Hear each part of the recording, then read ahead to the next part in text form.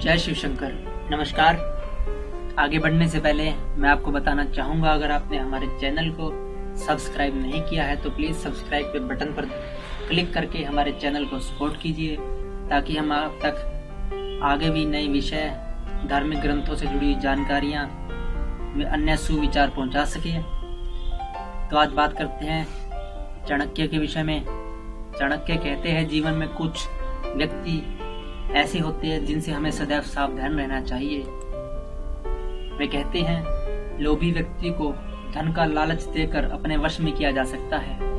हठी पुरुष को हाथ जोड़कर उसके सामने नतमस्तक होकर उसे अपने वश में किया जा सकता है। मूर्ख पुरुष को अपने मन का अभिप्राय अथवा उसकी इच्छा की पूर्ति कर वश में किया जा सकता है, परंतु विद्वान पुरुष को सदैव स्थिति की सही जानकारी देकर ही अपने अनुकूल बनाया जा सकता है। इसलिए हमेशा बुद्धिमान व्यक्ति को तर्क संगत व्यवहार करना चाहिए तथा उसे सारे विषय, सारी बात खुलकर बता देनी चाहिए। जो पिता अपनी संतान पर कर्ज का बोझ छोड़ जाता है वह संतान का शत्रु है। इसी प्रकार दुष्ट अथवा पाप कर्म में प्रवृत्त माता भी अपनी संतान की शत्रु ही मानी जाती है। अधिक सुंदर स्त्री जो कि चरित्रहीन हो, चाणक्य ने उसे पति का शत्रु माना है और मूर्ख पुत्र को भी शत्रु के समान ही समझा किया है। दुष्ट राजा के राज्य में प्रजा कभी सुखी नहीं रह सकती।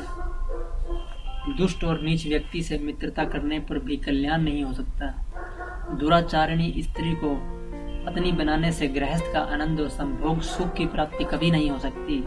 इसी प्रकार दुष्ट व्यक्ति को शिष्य बनाया जाएगा तो उससे गुरु के यश में प्रसार नहीं होगा। इस प्रकार दुष्ट राजा, दुष्ट स्त्री, दुष्ट पुत्र और दुष्ट शिष्य से सदैव दूर रहना चाहिए।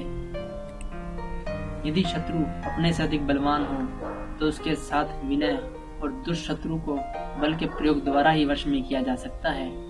इसका अर्थ यह है कि मनुष्य को समय के अनुरूप बल अथवा विनय का प्रयोग करना चाहिए। व्यक्ति को इतना अधिक सरल नहीं होना चाहिए और इतना अधिक सीधा नहीं होना चाहिए कि जो भी चाहे उसे धोखा दे सके। जंगल में जाकर देखें कि सीधे कटे खड़े हुए वृक्षों को मनुष्य अपने काम के लिए जल्दी ही काट लेता है और टेढ़े मेढ़े वृक्षों को छोड़ देता है। अर्थात जो मनुष्य सीधा और सरल होता है लोग उसका लाभ उठाते हैं, और जो टेढ़े मेढ़े और चतुर होते हैं उन्हें कोई भी परेशान करने का प्रयास नहीं करता। जिस तालाब में पानी ज्यादा होता है हंस वही निवास करते हैं। यदि वहां का पानी सूख जाता है तो वे उन्हें छोड़कर दूसरे स्थान पर चले जाते हैं। जब कभी वर्षा अथवा नदी से उसमें पुनः पानी भर जाता है तो वे फिर लौट आते हैं। मनुष्य को हंस के समान व्यवहार नहीं करना चाहिए। मैत्री या संबंध स्थापित करने के बाद उन्हें भंग करना उचित नहीं। अपने आश्रयदाता को बार बार छोड़ना और उसके ऊपर लौट कर आना मानवता के लक्षण नहीं है। ऐसा व्यवहार मनुष्य को अपने मित्रों में जिन लोगों ने उस पर एहसान किया है और मुसीबत के समय उसकी सहायता की है, ऐसे लोगों को छोड़ना नहीं चाहिए, अतएव उसका साथ देना चाहिए। इसी के साथ जय शिव शंकर। धन्यवाद।